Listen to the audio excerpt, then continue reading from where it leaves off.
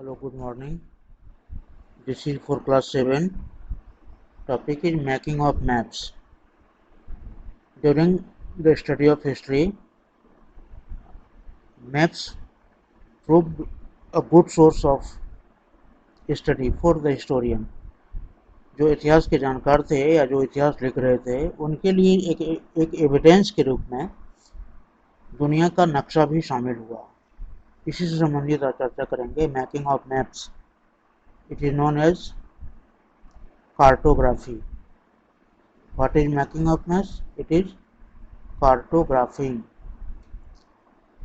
Traveler used to write their traveling details or account in various ways, making marking of land, its boundary, enrich the making of maps. Traveler used to write their traveling details account in various ways. जो traveller होते थे अपने यात्रा का जो वर्णन है वो कई तरीके से क्या करते थे। किस तरीके से क्या करते थे? मार्किंग ऑफ लैंड करते थे, जहाँ गए हैं वहाँ के चिन्हों को इंडिकेट करना, उसके बाउंड्री का पता लगाना। ये चीज़ें जो है मैप को एनरिच करता था, नक्शे की जानकारी को और ये समृद्ध बनाता था। Cartography, the study of maps is called cartography. Cartographers, one who prepare cartograph, that is cartographer. जो नक्शा तैयार करता है उसको हम कार्टोग्राफर कहते हैं। Those who prepare maps on account of their geographical knowledge are known as cartographer. Cartographer किसको कहेंगे? अपने भौगोलिक जानकारी के आधार पर जो लोग नक्शा बनाते थे या जो लोग नक्शा बनाते हैं, those who prepare maps, नक्शा तैयार करते हैं, उसको कार्टोग्राफर कहते हैं। इसमें सबसे पहले चर्चा आई है अल इदरीस की, जो अरब से संबंधित थे। इन्होंने 1154 सीई, बिफोर क्रिश्चियन इरा, 1154 क्रिश्चियन इरा के आसपास अल इदरीस जो अरब के सिटीजन थे, इन्होंने इन चीज़ों को, मैप को सामने रखा।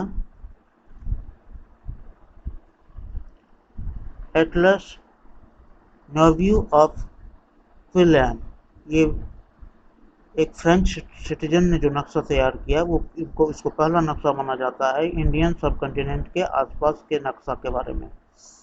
ये फ्रेंच के सिटीजन थे, ये फ्रेंच कार्टोग्राफर थे जिन्होंने इंडियन सब कॉन्टिनेंट का नक्शा जारी किया। By reading the text the historians new the location of particular area, country or the land part. Text in the form of map became very helpful to enlarge the history ground. Historical ground को या history के knowledge को enlarge किया गया किसके आधार पर? Cartographer के द्वारा प्रोवाइड किए गए एविडेंस या नॉलेज के आधार पर। इस मैप को पढ़कर, मैप को जान करके हम इतिहास के बारे में और ज़्यादा जानकारी एकत्रित कर सकते हैं, और हिस्टोरियन ने ऐसा ही किया।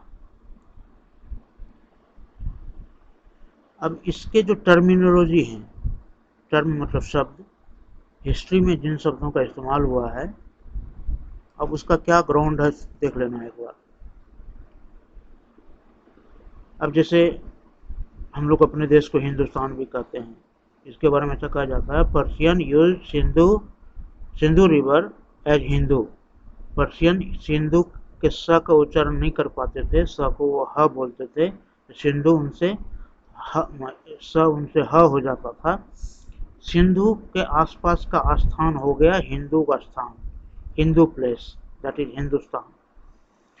ये तरीके हैं इस तरीके से। और हिमालय पर्वत से लेकर विंध्याचल पर्वत तक के बीच के क्षेत्र को उस समय में क्या कहा जाता था? आर्यावर्त। जब हम ओल्ड हिस्ट्री में जाएंगे तो जम्बू द्वीप की चर्चा है। आज का भारत, पाकिस्तान, नेपाल, भूटान, बांग्लादेश, म्यांमार, श्रीलंका और छोटे मोटे सभी देश, थाईलैंड, मलेशिया, सबको अगर जोड़ दें, अफगानिस्तान को भी जोड़ दें, तो सब के सब किसके क्या कहा जाता था? जम्बू द्वीप। जम्बू एक पेड़ को कहा जाता है जिसको ऐसा माना जाता है कि बुद्ध से रिलेटेड है, मतलब बौद्ध धर्म को मानने वाले का देश जम्बू द्वीप। और बाद में इस पूरे क्षेत्र को भारतवर्ष कहा गया। बस आज इतना ही।